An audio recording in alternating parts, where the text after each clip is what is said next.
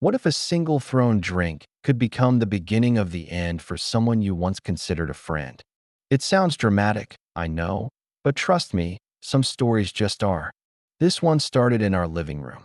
It was a stupid argument about her friend's new pyramid scheme, and it ended with her throwing a cold, sugary soda right in my face.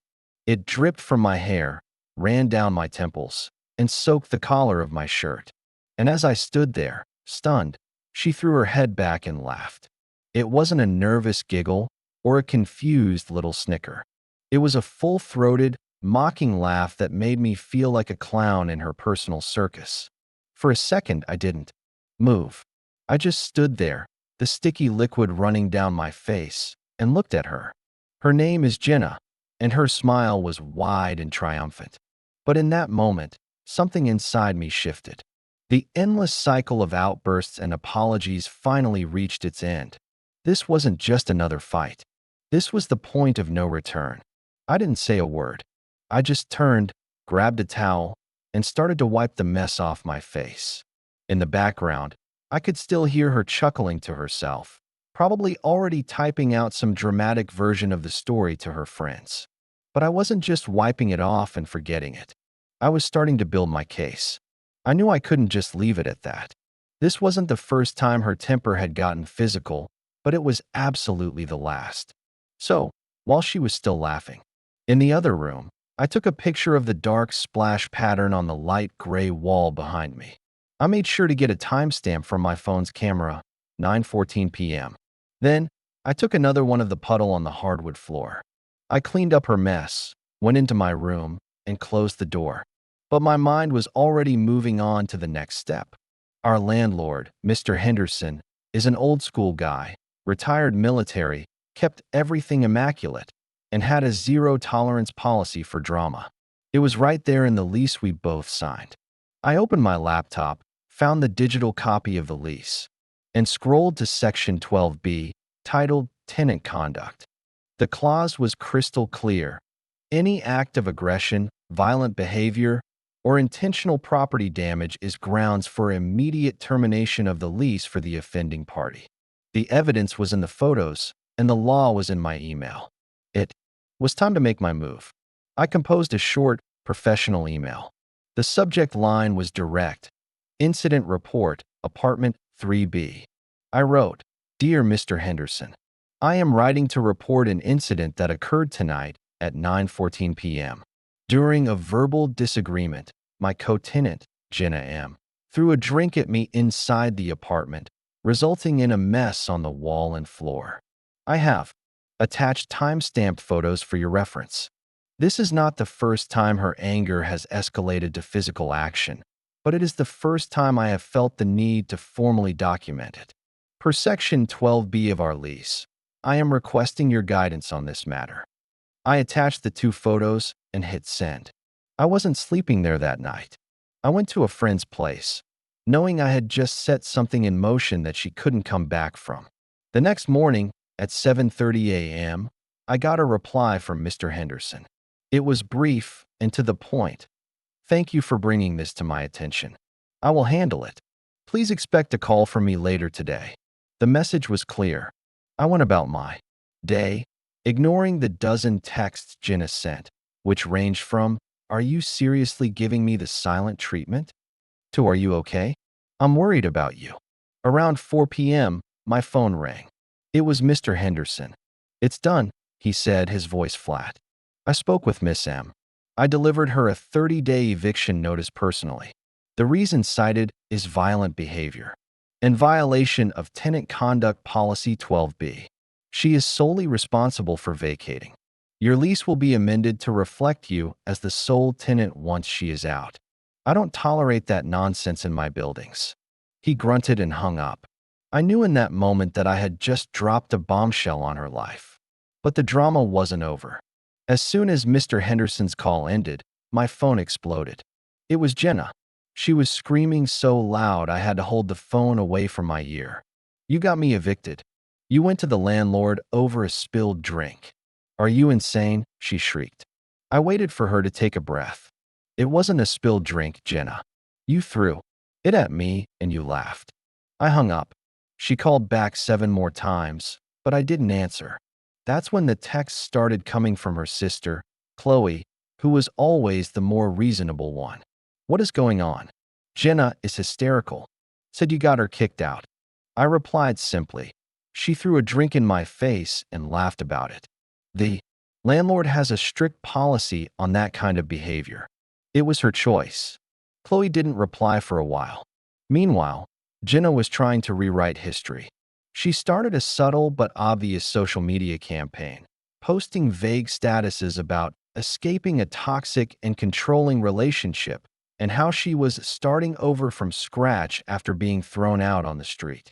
Her friends, who only knew her side of the story, flooded the comments with support.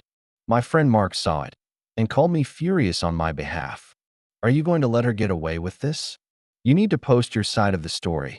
Post the receipts. But I knew that was exactly what she wanted. Fighting with her online would give her more fuel. It would make me look just as dramatic as she was. I wasn't going to play her game. My plan was much simpler and much more effective. I had a handful of mutual friends who were genuinely good people, and I didn't want them to think I was some kind of monster. I created a group chat with 3 of them. I started the chat with a simple message. Hey guys, I know you've probably seen some stuff online from Jenna. I'm not going to air dirty laundry publicly, but I did want you to have the facts directly from me since I value our friendships. Then, I attached 4 things. The first was the picture of the soda splashed on the wall. The second was a screenshot of Mr. Henderson's email confirming he was issuing the eviction notice for violent behavior. The third was the screenshot of her text message saying, "Goof yourself," when I asked for the money she owed me for bills. The fourth was a screenshot of one of her public posts, the one where she claimed she was thrown out for no reason. I finished my message with, "She threw a drink at me, refused to pay her bills, and was evicted by our landlord based on a clause she signed. I've now had to take her to small claims court to get her to pay for utilities she used." Those are the facts. The response was immediate. "Oh my God, I had no idea." One of the friends, Sarah, replied. "She told us you two just had a small fight and you overreacted." The other couple echoed the sentiment. Within an hour, I had 4 people who knew the real story. I didn't ask them to take sides or confront her. I just gave them the evidence. The fallout was quiet but swift. One of the friends later told me that Sarah had privately messaged Jenna and asked her why her story was so different from the proof I had provided. Jenna apparently flew into a rage, accusing Sarah of betraying her. That friendship ended right there. The social circle she had weaponized against me began to crumble, not because of anything I said, but because of the indisputable evidence of her own actions. The money was only a small part of it. The real victory was the principle. She thought she could just walk away from her responsibilities, the bills she didn't pay, the bookshelf she took, the deep scratch she left on the wall. I added it all up. The bills, her half of the wall repair, the missing items. It was a little over $387. I sent her a polite text with the breakdown. Her reply came back instantly. LOL. You think I'm giving you a dime after you made me homeless? Goof yourself. I didn't reply. Instead, I paid all the bills myself to protect my credit and paid for the wall repair directly. Then I went to the small claims court website. The filing fee was $50.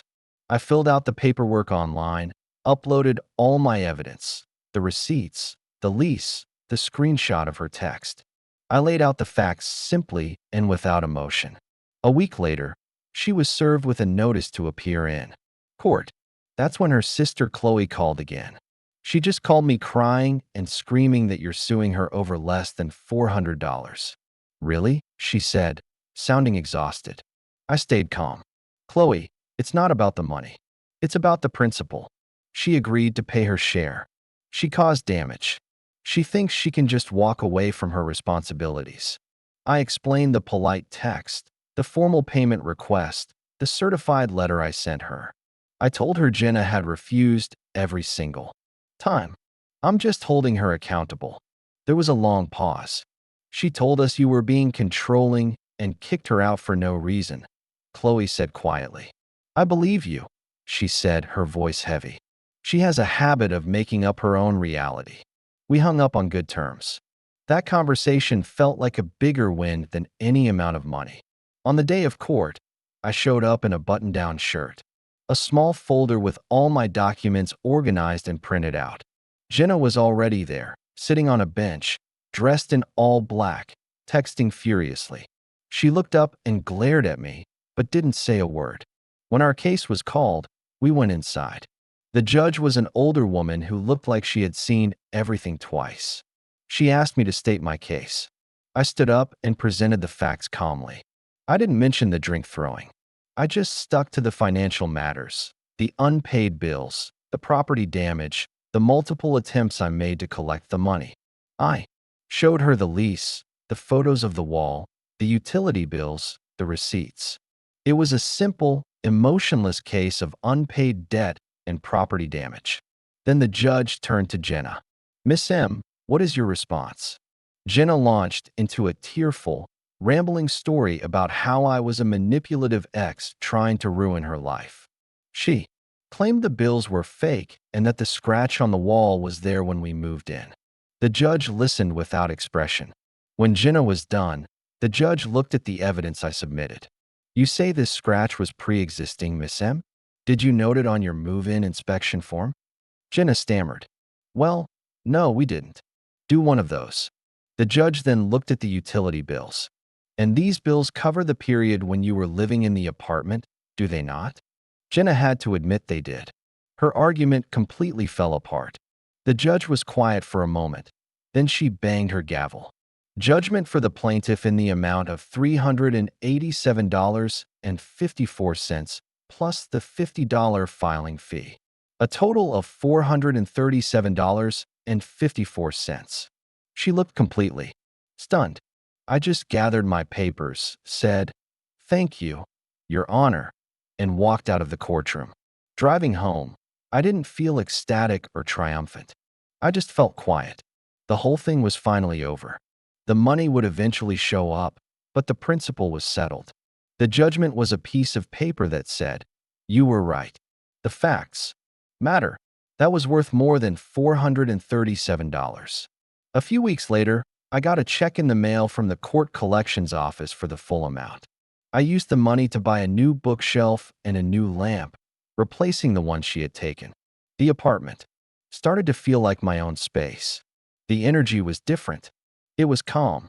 One evening, I was sitting on my couch reading a book when my phone buzzed. It was a text from an unknown number. I hope you're happy. You ruined my life over a few hundred. You're a pathetic, lonely man, and you always will be. It had to be her. I looked at the message for a long moment. I thought about all the anger, the stress, the drama of the past few months. And I thought about her mocking laughter as the soda dripped down my face. Then I realized something. None of it could touch me anymore. The drama had run its course. I blocked her number. The apartment was quiet. And for the first time in a long time, it felt like home.